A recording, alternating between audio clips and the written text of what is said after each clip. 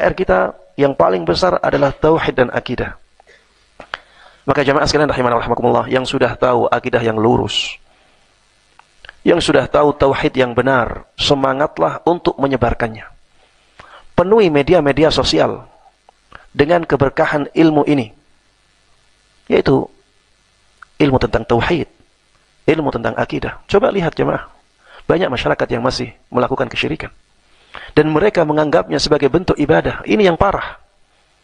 Makanya banyak dari mereka yang tidak rela, marah ketika dikatakan bahwa itu kesyirikan.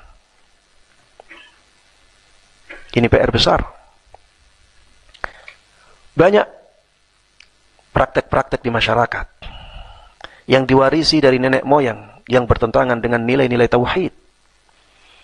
Maka jamaah sekalian rahimana wa rahimakumullah, tugas untuk menyebarkan tauhid, menyebarkan akidah yang lurus bukan hanya tugas para ustadz, bukan hanya tugas para dai. Antum semuanya harusnya punya andil dalam menyebarkan tauhid.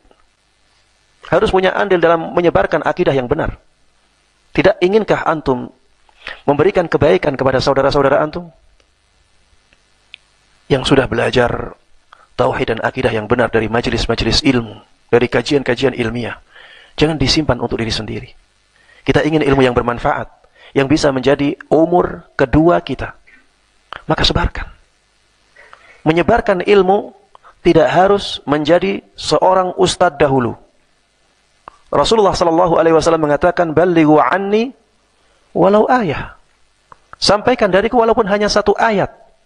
Dan orang yang hanya tahu satu ayat, apakah bisa disebut sebagai seorang ustadz atau seorang ulama? Jawabannya tidak. Hanya satu ayat yang dia ketahui. Tidak bisa disebut sebagai seorang ustadz atau seorang alim. Tapi Rasulullah sallallahu alaihi wasallam memerintahkan kepadanya untuk menyampaikan itu.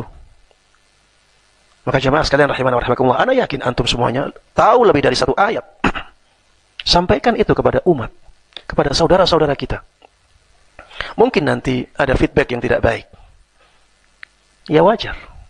Seperti itulah resiko menyebarkan kebaikan. Kata Allah Subhanahu wa taala ketika mengisahkan pesannya Luqman kepada anaknya, "Ya bunayya, aqimis shalah wa'mur bil ma'rufi wanha 'anil munkari wasbir 'ala ma asabak."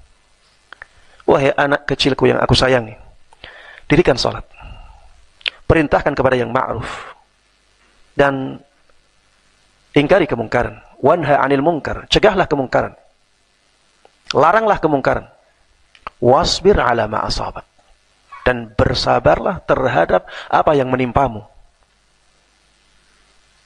Ketika kita berdakwah, menyampaikan kebaikan, berdakwah mengingatkan manusia dari keburukan, ada feedback yang tidak baik. Makanya Luqman berpesan kepada anaknya, bersabar setelah berpesan tentang amar ma'ruf nahi mungkar.